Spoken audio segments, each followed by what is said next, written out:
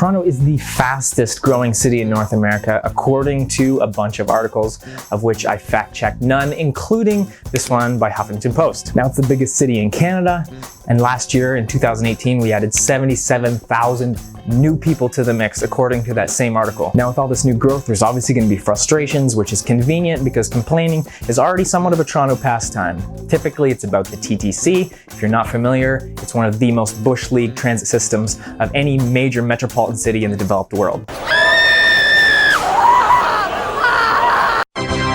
But that requires an entirely separate video of its own. But now that we've won our first NBA title, perhaps people will think of us as more than America's hat. Old Mexico, pinebacks, hosers. Maybe now it's time for America to become our pants instead. Now, regardless of how our neighbors to the south view us, we have a beautiful array of unique and distinguished neighborhoods, all of which are so easily mockable. If you can't make fun of yourself, life's not that fun. So here are 10 of the most easily mocked neighborhoods in Toronto. Number 1, City Place. City Place is a neighborhood in downtown Toronto within the former railway lands. And once it's actually completed, it'll be the largest residential development ever created in Toronto. So if you look, it's bordered by Bathurst Street to the west, Lakeshore Boulevard to the south, Front Street to the north, and Blue Jays Way and the Rogers Centre to the east, which is a complicated way of saying, as a resident of City Place, you'll enjoy a panoramic view of the Gardiner Expressway. Beautiful. Several shootings a year, and waiting for the streetcar to Union Station with 7,000 of your closest friends who are also young professionals, hoping desperately to save enough money to live in a condo in a place they actually enjoy someday. Now, if you want to get to know your fellow City Place residents even more, stop by the only grocery store in town, the Sobeys Urban Fresh, on the corner of Spadina and Fort York. Every Monday, you'll be greeted by a delightful swarm of young professionals who have neglected the basic task of acquiring food, spent all their money on partying, and now have to cook for themselves. Number 2, Liberty Village, or I Wish I Was From LA.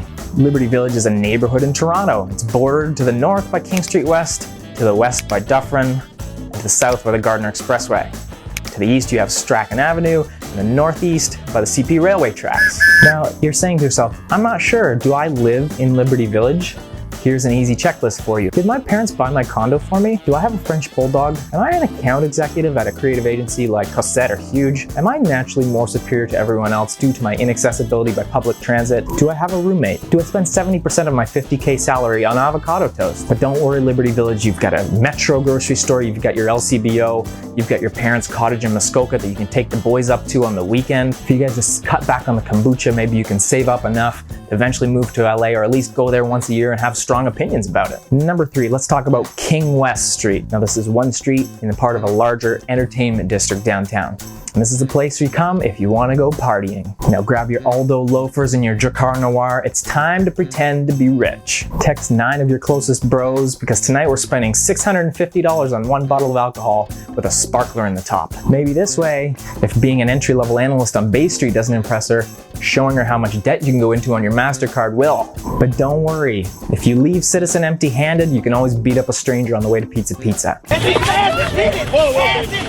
Number 4, Kensington Market. Kensington Market sits squarely in the middle of College Street, Spadina Avenue, Dundas Street, and Bathurst Street. Kensington is a very unique, diverse, and inclusive dumpster fire. If it's handmade junk or just illegal narcotics that you seek, look no further than Toronto's very own Haight-Ashbury. Popular hobbies here include bongo playing, having a bad credit score, and schizophrenia. But wait, there's more. Are you tired of smelling human urine or seeing graffiti everywhere you look? Duck into one of the several really great music venues here, including Poetry Jazz and the Supermarket, that have really great music every night. Number 5, Distillery District. Distillery District is a commercial and residential district in Toronto. Located east of downtown, contains numerous cafes, restaurants, and shops housed within the heritage buildings of the former Gooderham and Worts distillery. You love secluded areas, largely inaccessible by public transit with once-a-year relevance. Welcome to the Distillery District. Last time you were here was probably because you stumbled in not realizing Parliament Street went that far south, or you got lost on Front Street looking for the no-frills. You'll love shopping at one of the local boutiques where you can get items such as a purse made out of seatbelts, a necklace made out of pop can tabs for only $1,100. If that's not your thing, come back in December. We've got the Christmas market where the entirety of Toronto descends so they can take a selfie eating a turkey leg. Number 6, Leslieville, you're up. Leslieville is a neighborhood in Toronto. Situated east of the Don River, it's It's bounded by the Canadian National Railway line and Gerrard Street to the north, Empire Avenue to the west, Eastern Avenue to the south, and Coxwell Avenue to the east. Now, Leslieville is a wonderful place to start a family and pretend that you're not upset that you couldn't afford house and lease-side. The terrain is beautiful. It's a great place to push around your sons Connor and Tanner in their double stroller and eventually send them to one of the great public schools in the area. It's not all bad. You're near the beach, which is what you will probably tell everyone in the elevator at your corporate job when you realize you have nothing interesting or unique to say. Number 7, Queen Street West. Queen West is a major east-west thoroughfare in Toronto. It extends from Roncesvalles Avenue to King West and to Victoria Park Avenue in the east. Now let's talk about Queen West in 2 parts. For this one, let's only go as far as Spadina, which is really all you need to see the highlights. This area is famous for its shopping, where you can visit luxury boutiques such as H&M, Zara. But you don't shop there because you're from Queen West and you're cooler than that. Grow a beard, get a tattoo, spend half of your disposable income on clothing, because we live on Queen West. Now maybe you're in the mood for some live music. How about the Horseshoe Tavern? If the show sucks, just leave, crawl across the road to the McDonald's at Spadina and get assaulted in one of the terrifying upstairs bathrooms. Now really the only thing you can't get on Queen West is a job in an office. Well, not at least until those mean corporate guys start appreciating your nautical themed sleeve tattoos. Let's keep going. It's time to head to West Queen West, or more specifically, Trinity Bellwoods. Now Trinity Bellwoods is an inner city neighborhood in Toronto.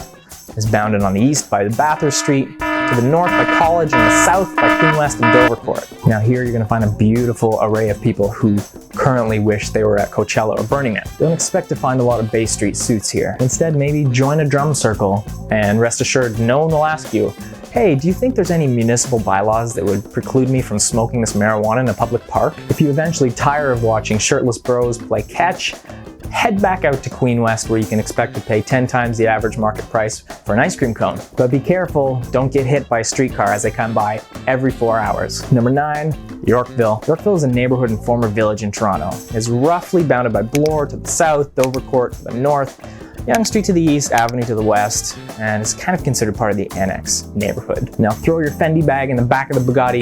It's time to head to Yorkville. Do you have staggering wealth and just generally detest the peasant society you're forced to live in? Never fear, there's a place where company executives, trust fund kids, and billionaires can go to get that $300 latte they rightfully deserve. So what is the most expensive item you have in here? Tell your personal shopper to pick you up from the Louis Vuitton store after they're done at Whole Foods. Relax and unwind by driving your Lamborghini up and down Cumberland Street, revving your engine at those pathetic ice cream eating swine sitting on the rock in Yorkville Park.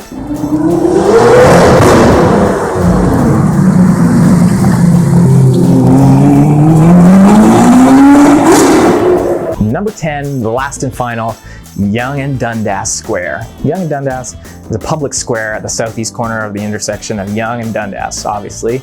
Now this is the crown jewel of Toronto. It's our equivalent to Times Square. Now it contains all the elements of a place that you want to spend time in. A bunch of advertisements, a bunch of creepy people soliciting you, 1 in 10 chance that someone's going to touch you in a way that's going to require counseling later on. Yonge and Dundas is great. You may want to go visit there. It might be for you. And so just run yourself through a simple checklist. Have I recently had a head injury? Am I from New Brunswick or Alberta? Am I currently on psychedelic drugs? Do I need more information on conspiracy theories? Then check it out. And if things get too wild in the square, head into the Eaton Centre, where you're only slightly more likely to be shot. All right, so those are the top 10 most mockable places in Toronto. Now, obviously this is a joke. I live in one of the places that I ripped on the hardest, so you have to take it with a grain of salt. Also, just remember, I'm gonna get facts wrong. This isn't a documentary, I'm just talking. I think the best thing right here is to use a disclaimer I've heard before and I think applies in this situation as well. Yeah. Don't listen to me, I'm a fucking idiot. Why are you listening to me? So what other stereotypes about neighborhoods in Toronto are there? And for our neighbors to the south, America, do you even think or care about Canada? I would guess probably not, but let me know in the comments. I'll see you next time.